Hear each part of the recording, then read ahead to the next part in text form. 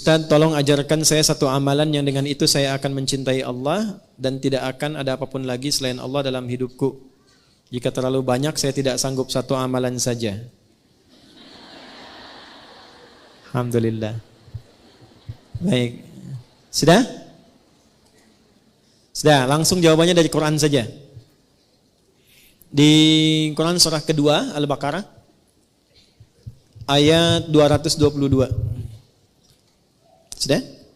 Quran surah kedua ayatnya 222. Di ujungnya, innallaha yuhibbut tawwabina wa yuhibbul mutatahhirin. Allah akan sangat mencintai orang-orang yang senang taubat dan senang menjaga diri dari maksiat. Maka kalau Anda tanya amalannya apa? Singkat saja, rajin istighfar. Sudah? Rajin apa? Istighfar dan menghindarkan diri dari maksiat. Itu jawaban Quran langsung supaya mendapatkan cinta Allah. Kalau mau latihan istighfar yang enak, lakukan sebelum subuh. 5-10 menit sebelum subuh.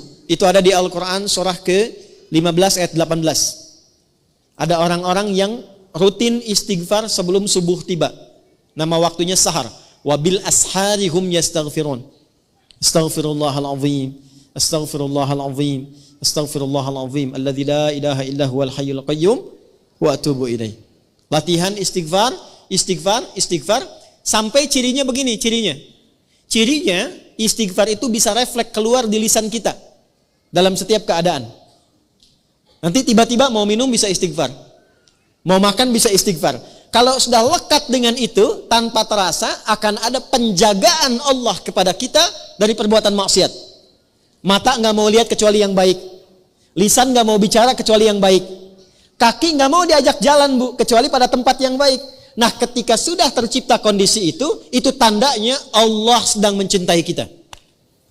Karena ciri pertama ketika Allah mencintai seorang hamba adalah menutup semua dosanya dan menjaga dia dari perbuatan maksiat.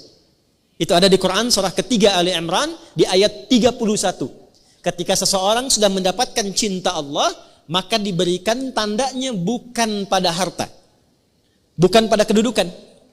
Jadi kalau ibu misalnya semakin kaya, suami semakin tinggi kedudukan, jangan disimpulkan bahwa itu tanda cinta Allah, jangan. Ya, kalau dalam saat yang sama belum mampu menjaga diri dari perbuatan maksiat.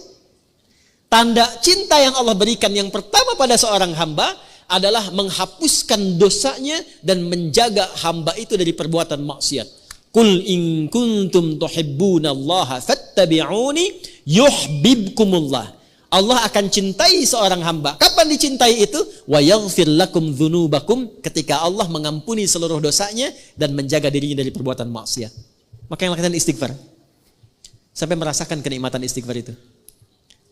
Saya berikan rahasia yang ketiga ya, dan ini mungkin yang terakhir rahasianya. Bu, kalau istighfar sudah rutin dan rutin dilakukan dalam diri, maka yang paling dahsyat itu bahkan bisa menghadirkan nikmat Allah sebelum kita menjalani kebutuhannya. Bahasa gampangnya begini, bahkan perkara rezeki pun sebelum butuh Allah sudah siapkan. Sampai ke titik itu. Ya, sampai ke titik itu. Makanya dulu banyak orang-orang yang kalau ingin menarik perhatian Allah, dia banyak istighfar. Atau punya hajat itu, ya sesuatu yang bahkan penting, itu istighfar. Saya pernah cerita nggak di sini kisah tukang roti dengan Imam Ahmad tuh? Pernah nggak? Kan? Ada seorang tukang roti itu rajin istighfar. Istighfar. Satu kali Imam Ahmad itu nggak tahu kenapa pengen jalan.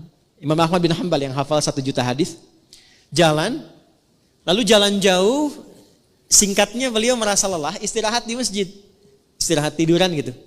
Itu oleh marbot masjid diusir supaya keluar dari sini katanya ya.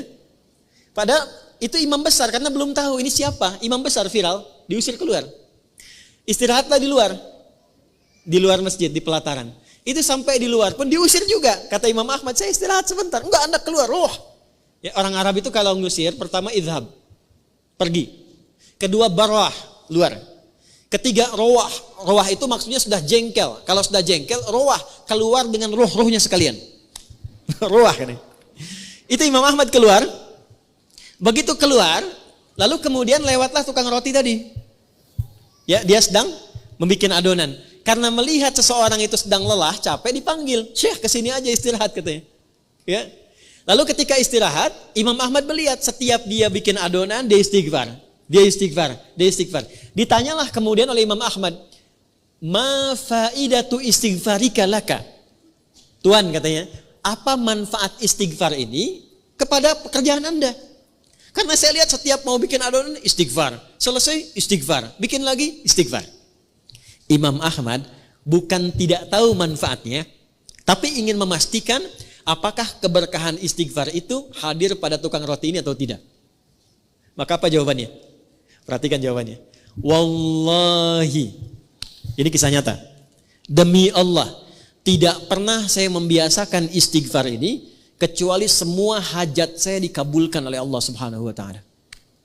Tidak pernah saya baca istighfar ini kecuali semua hajat saya dikabulkan oleh Allah Subhanahu wa taala. Cuman satu yang belum terkabul sampai saat ini. Apa itu kata Imam Ahmad?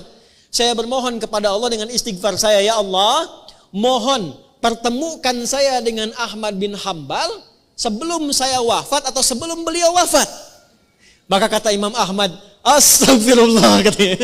La haula wala quwata illa billah.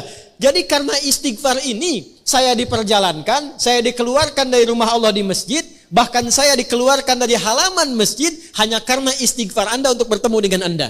Sayalah Ahmad bin Hambal. Ya. Ibu jangan lakukan itu pada saya ya.